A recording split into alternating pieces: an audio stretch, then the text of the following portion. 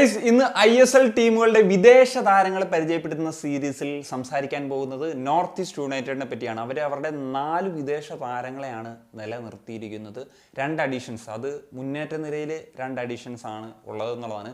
പിന്നെ ഈ ഒരു വിദേശ സ്ക്വാഡിൻ്റെ ഒരു പ്രത്യേകത എന്ന് വെച്ച് കഴിഞ്ഞാൽ 6 പേരെയാണല്ലോ ഓരോ ടീമിനും വിദേശ താരങ്ങൾ എന്ന നിലയിൽ കൊണ്ടുവരാൻ പറ്റുന്നത്. ഈ നോർത്ത് ഈസ്റ്റ് യുണൈറ്റഡിൻ്റെ ടീമിലെ 3 പേര് മൊറോക്കൻസും 3 പേര് സ്പാനിഷ് ആയിട്ടുള്ള താരങ്ങളാണ് എന്നുള്ളതാണ് ഒരു പ്രത്യേകതയായിട്ട് പറയേണ്ടത്. ഒരു ഇൻട്രസ്റ്റിംഗ് ഫാക്റ്റായിട്ട് തോന്നുന്നുണ്ട്. അത് ചിലപ്പോൾ അവർക്ക് ഗുണകരമായിട്ട് മാറാനും സാധ്യതയുണ്ട് ഈ ഒരു കോമ്പിനേഷൻ എന്നുള്ളതാണ്. പിന്നെ നമുക്കറിയാം സ്പെയിനും മൊറോക്കോ എന്നൊക്കെ പറഞ്ഞാൽ 2 കോണ്ടിനൻസിലുള്ളവരാണെങ്കിലും 2 ഒരു അയൽ രാജ്യങ്ങളെന്നൊക്കെ നമുക്ക് വിശേഷിപ്പിക്കാൻ പറ്റുന്ന രാജ്യങ്ങൾ കൂടിയാണ് എന്നുള്ളതാണ്. സോ അതെങ്ങനെ വന്നു തീരുമെന്നുള്ളത് നമുക്ക് ഉറപ്പായിട്ട് നോക്കിക്കാണാം.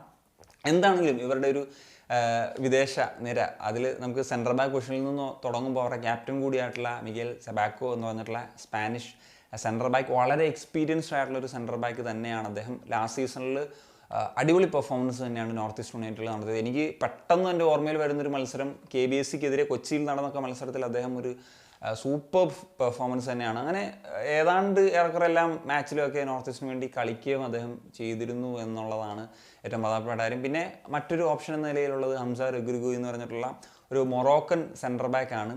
അദ്ദേഹം ജനുവരിയിലോ മറ്റോ ജോയിൻ ചെയ്തത്. സോ അദ്ദേഹം കുറച്ച് എനിക്കത് 7 മാച്ചോ മറ്റോ ഒക്കെയാണ് കളിച്ചിട്ടുള്ളത് എന്നുള്ളതാണ്. ബാക്കപ്പ് ഓപ്ഷൻ ആയിരുന്നു. അടുത്ത സീസണിലേക്ക് വരുമ്പോഴും അല്ലെങ്കിൽ വരാൻ പോകുന്ന സീസണിലേക്ക് വരുമ്പോഴും അദ്ദേഹം കൂടുതലൊരു ബാക്കപ്പ് ഓപ്ഷൻ ആകാൻ തന്നെയാണ് സാധ്യത എന്നുള്ളതാണ്. ഇനി നമുക്ക് മിഡ്ഫീൽഡിലേക്ക് വരാം. ഡിഫൻസീവ് മിഡ്ഫീൽഡിലേക്ക് വരുമ്പോഴത്തേക്ക് മുഹമ്മദ് അലി ബമ്മാമർ എന്ന് പറഞ്ഞിട്ടുള്ള മറ്റൊരു മൊറോക്കൻ താരം. ഇദ്ദേഹം മൊറോക്കോയ്ക്ക് വേണ്ടി മുമ്പ് കുറച്ച് ഇൻ്റർനാഷണൽ മത്സരങ്ങളൊക്കെ കളിച്ചിട്ടുള്ള താരമാണ്. ഒറ്റ സീസൺ കൊണ്ട് തന്നെ വൺ ഓഫ് ദി ബെസ്റ്റ് ISLലെ ഒരു DM എന്ന ലെവലിലേക്കൊക്കെ അദ്ദേഹത്തിന് ഒരു പേര് കിട്ടാൻ സാധിച്ചു.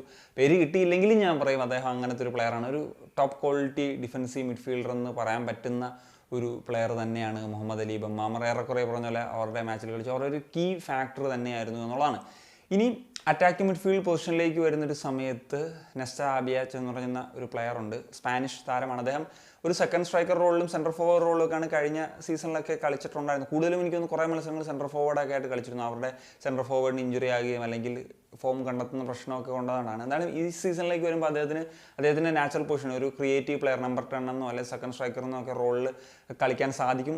ലാസ്റ്റ് സീസണിൽ അദ്ദേഹം 5 ഗോളും 3 അസിസ്റ്റും ഒക്കെയാണ് കോൺട്രിബ്യൂട്ട് ചെയ്തത്. ഒരു നല്ല ക്വാളിറ്റി പ്ലെയർ തന്നെയാണ് ഈ ഒരു സ്പാനിഷ് താരം. ഇനി പുതുതായിട്ട് എത്തിക്കുന്ന മുന്നേറ്റത്തിലുള്ള 2 താരങ്ങളാണ് എന്നുള്ളതാണ്. ഒന്നാമത്തെ താരം ഗില്ലേർമോ ഫെർണാണ്ടസ് എന്ന് പറഞ്ഞിട്ടുള്ള സ്പാനിഷ് പ്ലെയറാണ്. ഇപ്പോൾ ഡുറൻ കപ്പിൽ എക്സലൻറ്റ് പെർഫോമൻസ് ആണ്. ഇപ്പോൾ 4 മാച്ച് കളിച്ചു, 4 ഗോളും 2 അസിസ്റ്റുമാണ് അദ്ദേഹം നേടിയിട്ടുള്ളത്. ഇപ്പോൾ ലാസ്റ്റ് മാച്ചിലെ ഒരു വണ്ടർ ഗോളിനെ പറ്റിയൊക്കെ നമ്മൾ സംസാരിച്ചു കഴിഞ്ഞു.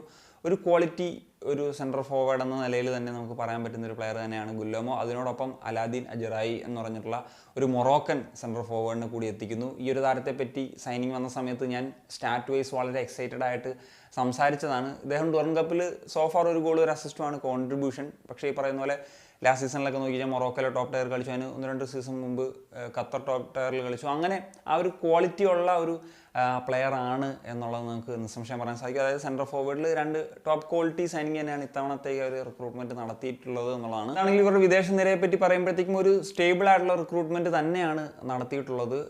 അങ്ങനെ ഇപ്പോൾ സാധാരണഗതിയിലൊക്കെ നമ്മൾ ടീംസിൻ്റെ കാര്യം പറയുമ്പോഴത്തേക്കും പല ടീമുകളും ഈ ഒരു വെർസറ്റൈൽ പ്ലേയേഴ്സ് ഉണ്ടായിരുന്നു. ഈ ടീമിൽ അങ്ങനെ എടുത്ത് പറയാൻ പറ്റുന്ന ഒരു വെർസറ്റൈൽ പ്ലേയേഴ്സ് ഒന്നും ഇല്ല. പിന്നെ ഹംസ റെഗ്രിഗുയെ നമുക്ക് ഒരു പരിധി വരെ അദ്ദേഹം ചിലപ്പോൾ DM ആയിട്ടുമൊക്കെ കളിക്കാറുണ്ട് എന്നുള്ളത് പറയാം. സോ അത്യാവശ്യം ബാലൻസ്ഡ് ആയിട്ടുള്ളൊരു ഫോറിൻ നിര തന്നെയാണ്. അതിന് ബാക്ക് ചെയ്യാൻ പറ്റുന്ന ഇന്ത്യൻ നിരയുണ്ട്. അതുകൊണ്ട് തന്നെ അത് അത്ര ഒരു ഇതായിട്ട് ഇല്ല.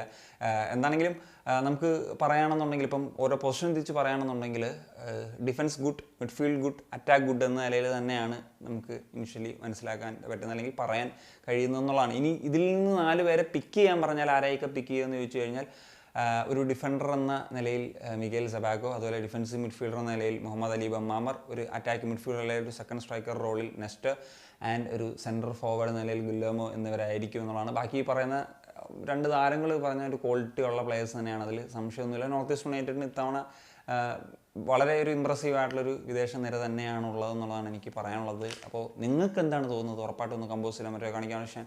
സനിയ.